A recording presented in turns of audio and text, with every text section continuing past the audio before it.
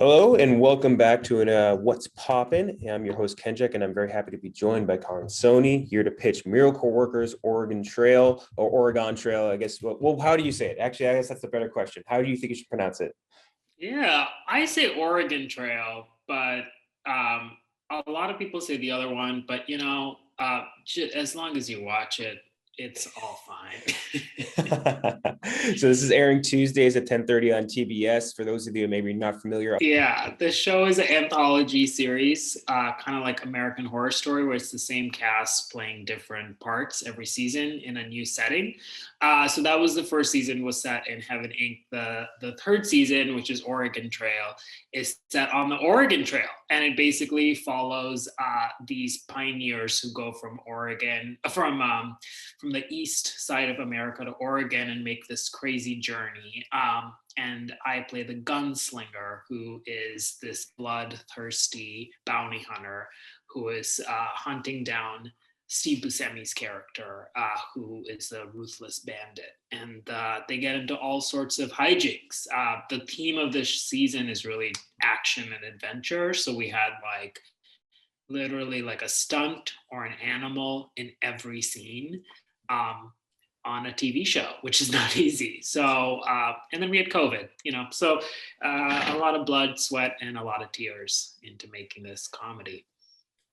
So for me, I had seen I think ads for the show a lot before, and I had watched ahead of this interview the last few days. I watched the first few episodes of season one, the first few episodes of season two, absolutely hysterical Wow. on both counts Oh. and both. And now I'm going to watch season three because and binge through the rest of it because I really found it extremely entertaining, especially the way I think I mean, there's a bunch of different writers on this, but I mean, created by Simon Rich, Lauren Michaels producing, so many other brilliant minds behind it. I do think it is extremely funny and just I would say out of the box or just outside the box of something I would have expected for something like this. But like you mentioned before, it's an anthology series where you essentially get to do a new person in every single one. And I'm sure that must be exciting as an actor because you get to dig your teeth into completely different characters each time, right?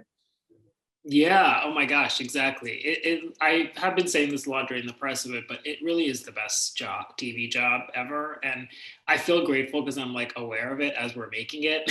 Where I'm like, it's good. It's not gonna get better than this.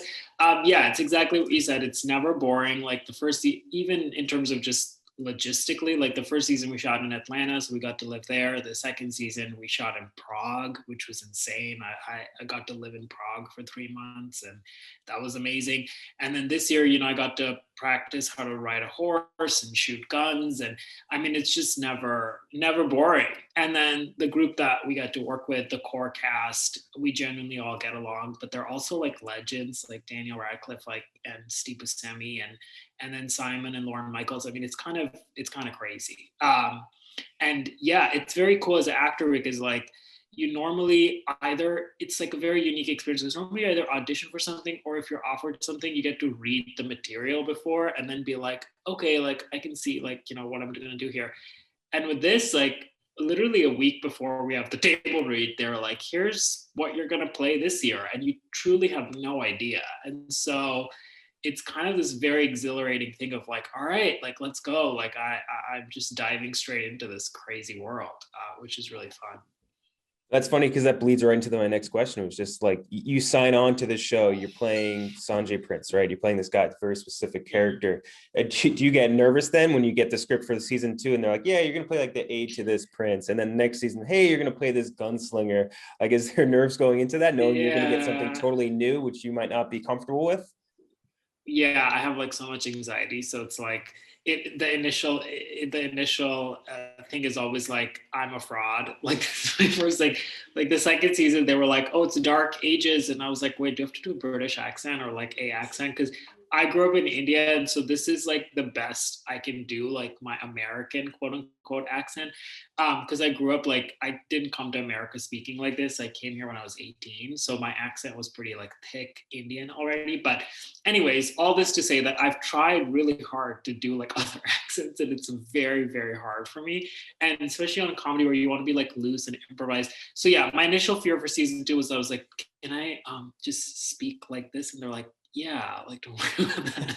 And so that was nice. But that was my main anxiety. And then this season, the main anxiety was these freaking horses, man. I mean, I've never been on a horse. And they were like, you're going to be the gunslinger. I'm like, what does that mean? Like, do I have to ride a horse? They're like, oh yeah, I have this crazy black stallion horse.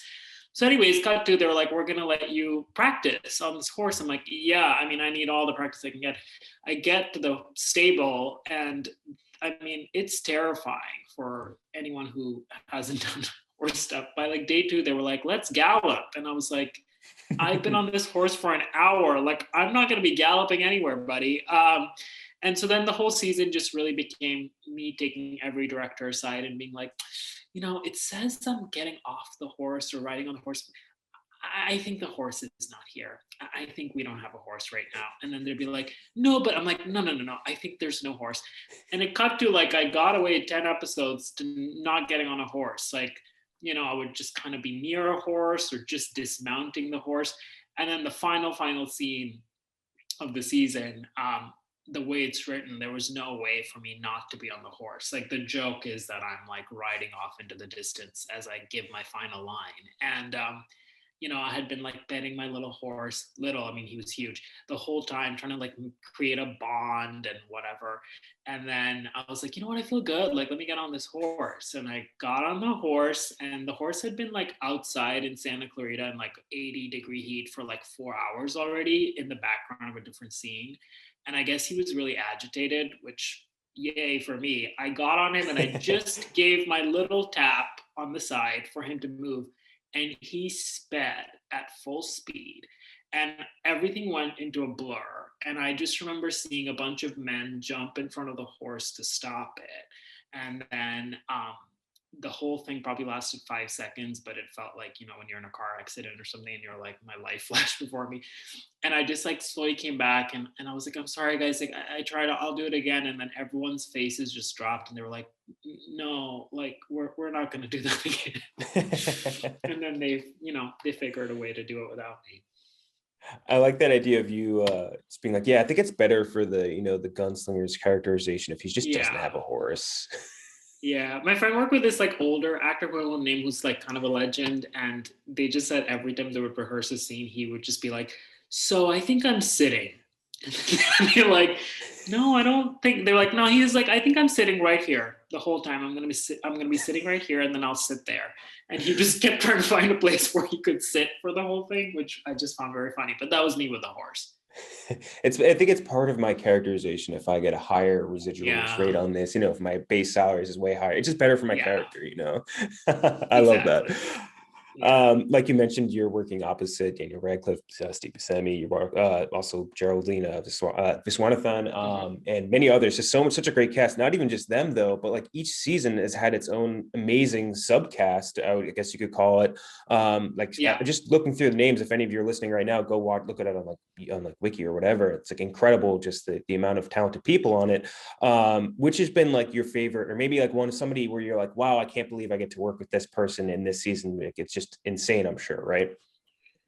Yeah, I think Fred Armisen was a cool one. We had him on the second season. That was really, really cool. I was very intimidated by Peter Serafinowicz, who also was in the second season, because he also played a very scary, like he played this like crazy king, but he's so like British comedians I find so intimidating because they're so intelligent, and also like their language is so like fancy, where I'm just like, I feel so dumb around them. So when Peter was around, like he was always also in this crazy king's costume, and I was just really like intimidated by him. But it was really cool. Like, he really brought like so much in. Also, he's such an interesting. We would go to dinners and stuff with him because we filmed in Prague, and he would fly in from London, and his stories are just, he's lived like so many lives, and I just found him so interesting. And then this season, we had Quinta Brunson, who joined the cast, who was awesome. I wasn't super familiar with her work before, but then, slowly discovered her stuff, and she's awesome. And she was really, really cool. And yeah, it's really, we have like a few others, I guess. I think it's been announced, but Karamo from Queer Eye was on this season, and I love Queer Eye, so that was really cool to get to work with him. But yeah, it's really, really fun to have people join and do all of that good stuff.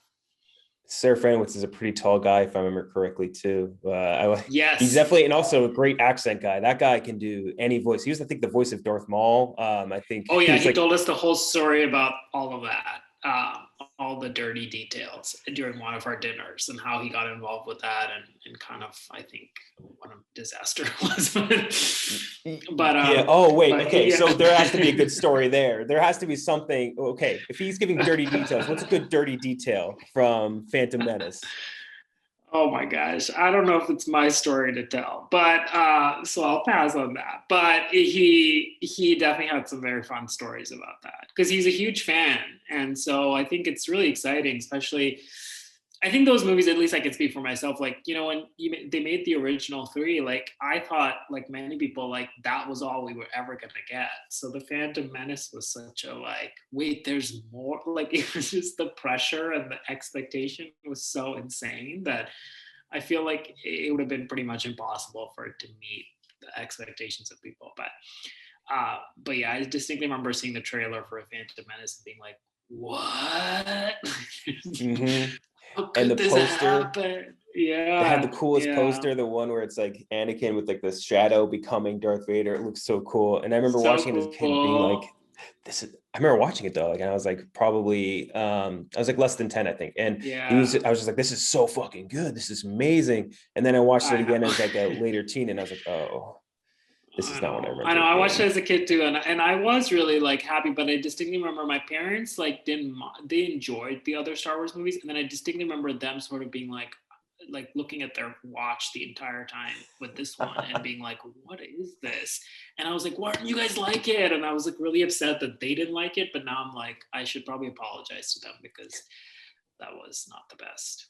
But back to Miracle Workers, like we were talking about before, created by Simon Rich, Lorne Michaels, producing other very funny people involved, like Yorma Tacone on that as well. Just Mhm. what was the audition process like for this role? Yeah, it was kind of wild actually for this one. It is a good story. I had to just audition first with the casting director, Jeannie McCarthy, who's this amazing casting director who does a lot of like big comedies and stuff.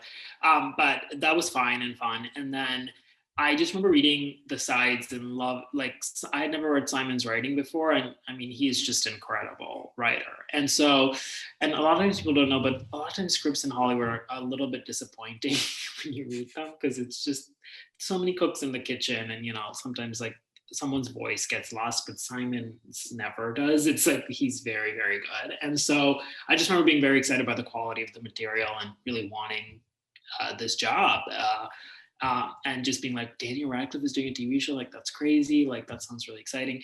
And then like a few weeks went by and I didn't hear anything, and then I just got an email saying that I would have to read with Daniel.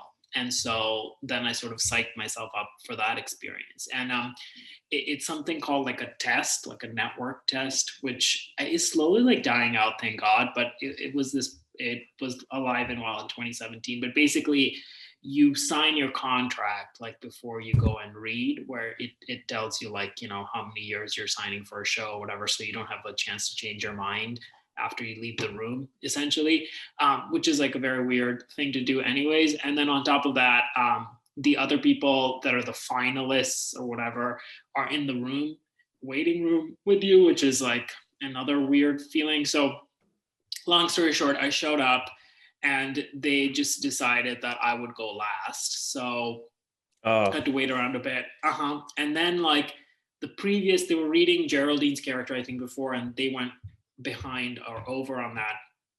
So when all was said and done, I think I arrived at like 10 a.m. and I didn't read until like 2:30. So it was like 4.5 hours of just like basing in the Broadway video offices, which are like very beautiful but very intimidating, and just sort of felt like all the momentum and energy I had built up had completely died down. And I was like, I'm the last person on this very long day of them reading people, and I just feel like this is the worst time to go in. And then it was my turn, and I remember walking, and then on the walk from the lobby to the room where we were reading with Daniel, I just had this, it's unusual for me, but I just had this thing where I was like, I feel like they've now seen the scenes read so many times that I'm just going to try to do something different. So I just went in and I just didn't say any of the lines when we started reading, and I just began improvising. in character and with Daniel. And he was like such a good spirit because my character's kind of like mean to him in the first season. And so I just started making fun of his accent and like just kind of destroying Daniel Radcliffe. And then and then that was my audition. And it was like very bizarre. And then I sort of like left and I was like, well, I definitely like made a impression. It's like what they wanted. But luckily they found it funny and charming or whatever. And so it worked out. But you know, many times you can do that and it can be a complete disaster. So I'm really grateful that it worked out this time. That's fascinating that you ended up being last, because I don't know how I would feel about it, because I think if I was going last, I would almost be happy in the sense where I'm like, I'm the last impression that they're going to have. So when they leave this room, they'll be thinking about me first. But at the same time, like you're saying, it might be the reverse where they're just so tired and the tread has been worn on the scene so many times that it's forgettable. So I do like that idea though of just going in with the improv. That way, instead of having to retread the tires, you're both giving them something new and you're the last impression. So you just double up that. I think that's smart. Yeah. I know. I got to be on the other side. I directed an episode of a HBO show, Room 104, and I got to cast some of the parts in that, and as a director, and I got to experience the other side of it. It was my instinct to improvise, but I was kind of, I think, right for myself, because when I did the other side of it, like we read a lot of people for this one episode, and what ends up happening is like when someone comes in that you really, really like, you're then just comparing everyone else to that person. And you want to try to give everyone a fair shot, but it really becomes a matter of like, you're like, oh, I think that's the one. And then you're sort of just trying to get through the rest of the list. And there's like a fatigue that sets in, you know, like as we're all human, like after a certain point, you're just like, how many more do we have? You're sort of like, I think I'm ready to just make the decision. So, because you also have so much other stuff to do other than casting, like, especially with a show, like he's building a show from scratch, that like it's on the list of like so many other meetings that are happening that like you sort of want to solve the puzzle like quickly, I think. And so I think, yeah, if you're a little bit later, if you can make anything to just entertain these people who've been sitting in a room since like 9 a.m. and like, you know, are sort of like listening to the same scenes over and over again. I think it can help. And I do think like in a chemistry read as an actor, like it's really important to go a little bit off book, because like a lot of times we're going to be doing scripts that we haven't even read, so you really want to see like what is the banter and chemistry like between two people. It's very hard to do something like what I did, go completely off script, if the other actors in there, because then you're doing it with a casting assistant and they're not trained actors and it's like not their job to be improvising with you. But I feel like in that setting, like that's to me like the whole point of it, is to see like what is our chemistry like when we sort of like riff a little bit. So yeah. That's that's interesting process. Again, because I don't really know a crazy amount about just like the casting role process, but almost it being like I think the good comparison here would be like the belt in wrestling, where like the one person gets the belt and then it's like who can take the belt from that person, and like I guess it's an interesting way of thinking about it.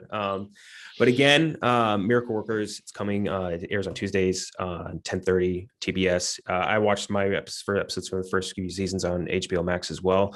So many places to watch it. I want to talk to you about some other stuff as well, mostly because I think a lot of our listeners are massive comic book movie fans. Obviously, Deadpool, I think a role that introduced you to a lot of people. When you were getting into this process, or getting into the process of auditioning or getting the role of Dopinder, were you familiar with the comics at all going into it? Oh, that's a good question. No, I truly had no idea. And it was very secretive. Like, I think the project was called Love Machine, like the secret name. You know, these projects have like many secret names so that people don't know what it is. So I think it was called Love Machine, or maybe the second one was called Love Machine.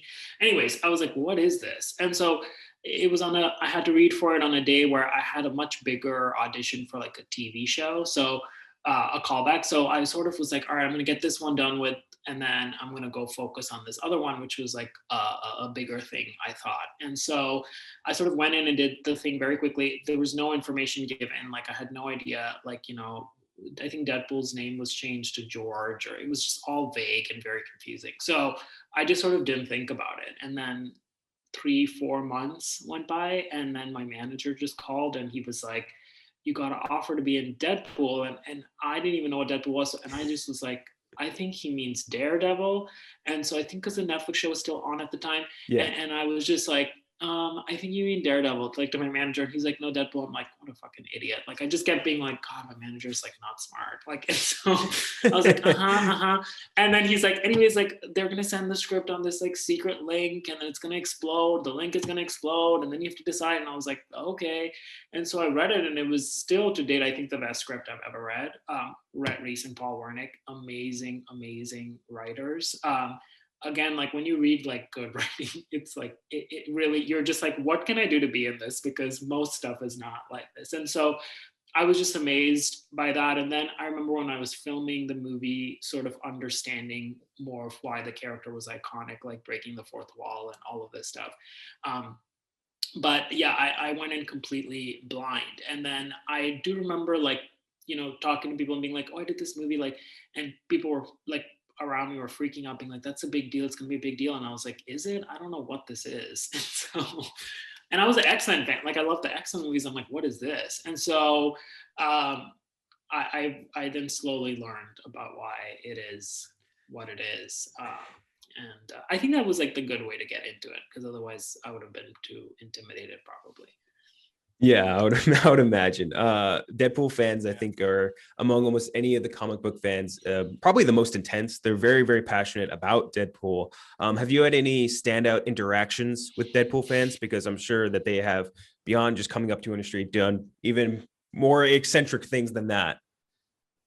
Yeah, I did. For my favorite one has been in the first movie, I got paid through high fives in the movie. Like Deadpool never pays me, but he's always like crisp high five. And so a lot of people want to get a high five. And once I had one at a urinal at an airport. We were both next to each other. And then the guy did a double take, and then his hand had been down there. And then he brought it up and he was like, hey, Chris High Five. And I was like, no, can't do that. But that was the one that still always sticks out. Birmingham, Alabama airport, I think, was where that happened. That's hilarious. Oh my God. So Deadpool 3 has been confirmed to be part of the MCU. As much as I've looked, I can't, it's so hard to confirm when anyone's a part of cast of anything, especially when it's something this secretive. Can you say for sure that you are part of it? Have you heard anything about Deadpool 3? Anything you can give us? No, I don't know anything. Yeah, I don't know anything. I all I have is I initially signed up for 4 movies when they first sort of did that thing, but that was when they was at Fox. So I truly have no idea. When we were at Fox, like they used to communicate a little bit more in terms of because I think the movies were obviously more priority for Fox.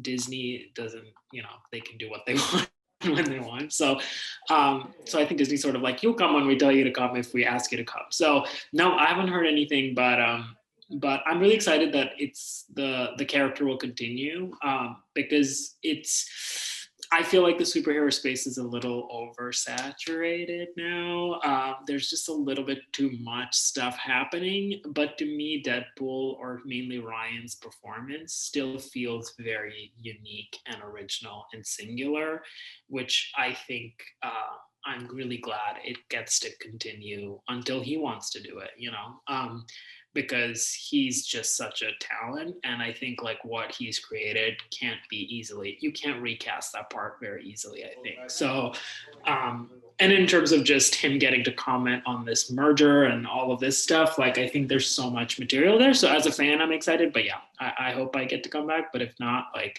I was happy that I got to be part of something so cool and something that people like watch so many times and love.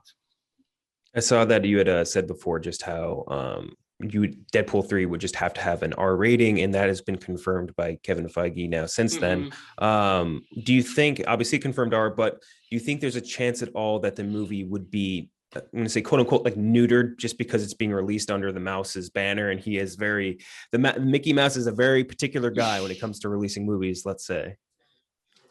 Yeah, I don't know. To me personally, it feels like kind of against the point of it all. But you know, I have no power. But I would think that Ryan, who does have power, would want it to not, because he worked so hard to get this made in a specific way, like especially the first movie where everyone said no so many times, and it was made for very little money for what is the normal for these kind of movies.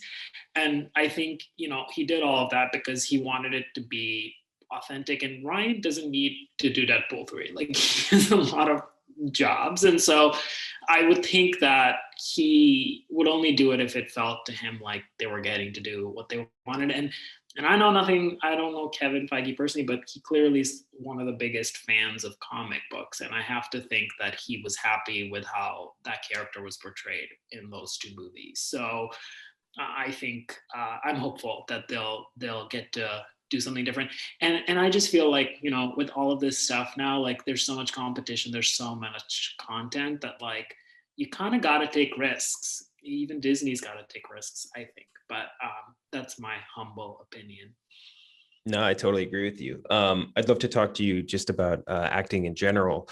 Deadpool was obviously a massive blockbuster, as was Detective Pikachu, which, like, by the way, you're in two like the biggest unicorn movies ever, and just a rated R superhero movie that was that great. And also, I would say easily the best video game movie of all time, which is incredible in its own right.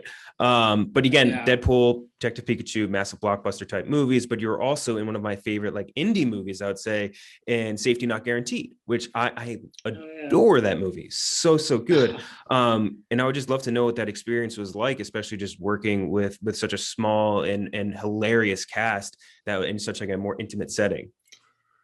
Yeah, I mean that was a crazy experience because I was I don't know if many people know this, but I was in college when I got that job, and I was at USC in theater school, and I was also getting ready to quit acting professionally, because prior to that, it was my senior year when I got that job, but I had gotten a small agent before my junior year. So for about 2 years, I'd been auditioning for like under 5 line roles on like NCIS and whatever, all the commercials and all that stuff. And I had just been getting nonstop no's, like one after another, like on a weekly basis. And it was really hard, particularly because I was in theater school with all these other actors who didn't have agents at the time. But so they just saw me go on an audition a week and they're like, you didn't get that one? You didn't get that? Like they were just, and so I started being like, because I didn't get to see them not get stuff. So I started being like, wait, like, God, I'm really bad. Like I'm not getting any of this stuff. And so I just started feeling like this is like way harder than I imagined it to be. And it was just like kind of grinding at me. And I was getting ready to graduate from college in May of 2011. And I was like trying to, you know, in that phase of like, what am I going to do with the rest of my life? And I was like, you know, I think I'll still be in Hollywood, but I just won't do this. And maybe I'll work behind the scenes, whatever. And then I had pretty much mentally decided to quit. And then I had auditioned for Safety Not Guaranteed like 5 or 6 times. And so I had my final audition in like the end of April. And then the next day, the director called and he was like, you're going to do this movie and you fly out tomorrow to go to Seattle for like 4 weeks. And I had my finals and my graduation. And so I was like, oh, no, thank you. Like to graduate college. And he was like, what? He was very confused. And so he had to sort of convince me. And also like and I didn't understand that they pay for your hotel because I had not really worked. So I was like, what do you mean I have to stay in a hotel for 4? Like I thought I had to pay for the hotel. And so it was like kind of a disastrous call because I just kept saying no and giving my reasons. And he was like, what is going on? And so he's like, we're going to pay for the hotel. Like he was like, we can try to give you a day off so you can fly back for your graduation if you want to. But like, this is a huge deal. And I was like, what? And so then I showed up and that movie is where I really learned how to act on camera, like, because, you know, it was 4 weeks, but it was like I was in a lot of the days and I got to like really make something from beginning to end. And those actors were so supportive. Like, I mean, I think back and I cringe at like how green I was and how innocent. I just was like clueless about everything. And so they were so welcoming and kind. And then for the movie to have done really well, like in terms of going to Sundance and all that, it helped me huge, like immensely. I think I would have definitely quit if that movie hadn't come at that time. So I'm very, very, very, very fond of it, and I have like just amazing memories from from that thing. And it's crazy to see like 10 years since we made it, but that it's still, it keeps resonating. Like people keep finding it and stuff. And I do remember like at the time, like there was so much hype for it because it was the same producers from Little Miss Sunshine. So I remember at Sundance when we were there, they were like, we haven't had a screening like this since Little Miss Sunshine. Like it played really well with the audience and stuff. And I remember Little Miss Sunshine, like, you know, just as a film fan being like, wow, that was a huge thing. And I thought this movie was going to make like $50 million or whatever. But it made like $4 million, which now it's like quite a lot. But like, but I just remember being like, what a disappointment. And because I felt like it didn't sort of catch on at the time it came out. And then it was such a lesson in like, if something is good, like people will find it. And I remember the first time it came on Netflix or something, like a few months later, like so many people had seen it. And so it just was a nice reminder with like, when you're making anything, you put in all this effort, and then, you know, marketing and all this stuff determines how it does initially. But like, eventually I do believe that if something is good, like people will find it and talk about it. And it's just good to know that as you're doing stuff. Like I just co-wrote my first movie that I produced and starred in with Mark Duplass actually producing as well, that we just premiered at Tribeca, and we're getting ready now to like, you know, release it later this year. And it's just a good lesson to remind myself, because it's like so much of my like heart is in this movie, to just be like, it doesn't matter how it does when it first comes out, as long as like it finds its place and all that stuff, because it can be really heartbreaking because you spent so much time on these projects. That's funny. Just like 10 years later, that lesson is still going to be very much in handy. And I agree, the resonance is so much different than the initial whatever box office dash, or especially when you're doing like an indie or a smaller project. Like you're saying, smaller movie, 4-week shoot, $250,000 budget, not a huge production. Like you're saying, directed by Colin Trevorrow. And while you're making that, I'm sure you obviously thought like, well, fuck, obviously this guy's got to do a Jurassic Park reboot eventually, right? Like $1 trillion Jurassic Park reboot. Oh my gosh, that was so crazy. I'm so happy for him. He was very kind to me on that thing. Like he was very patient. Like I said, it was like my first thing, and he was really delightful to work with. And it was only after, when I worked on a few TV guest stars and stuff after, that I was like, oh, like directors aren't always like amazing. Like they can be a little bit like he loves actors, or that was my experience with him. And he just it was a very safe space to perform. But I do remember, I did not think Jurassic Park, but there was a moment when the movie was coming out in 2012, summer of 2012, that we had to sign a poster for Steven Spielberg.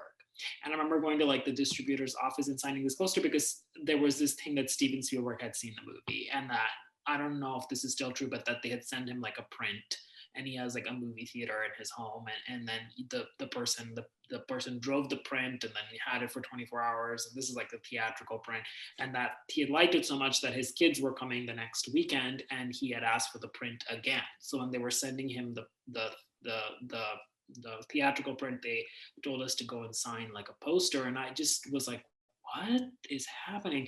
And and then I, you know, when I heard that news, I was like, oh, like this is all, it's making sense. But it's really cool that it got on his radar, and that he watched it. And from like almost wanting to mentally check out of acting to signing prints for Steven Spielberg. It's an incredible journey, man. And again, Miracle Workers Oregon Trail, Tuesdays 10:30 on TBS. Super. Again, it's very outside the box. I enjoyed a lot. Very funny, very charming, very like full of heart, I think, more than anything else, which is something used rare on live TV shows these days. Again, thank you so much for joining me. And go watch fucking Miracle Workers. It's really good. If you're looking for a show, dude, it's out there and it is good. It's good. It's like 20-minute episodes, not bloated at all. And it's a comedy that's actually funny, which is nice. Yes. Yes, exactly. Again, thank you so much.